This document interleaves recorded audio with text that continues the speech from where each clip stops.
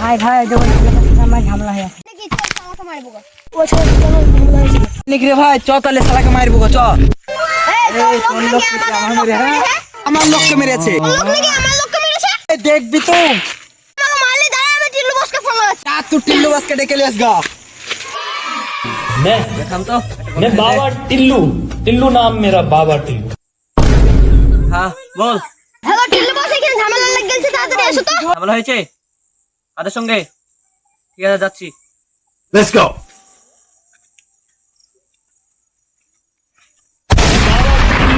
टिल्लू नाम मेरा बाबा टिल्लू।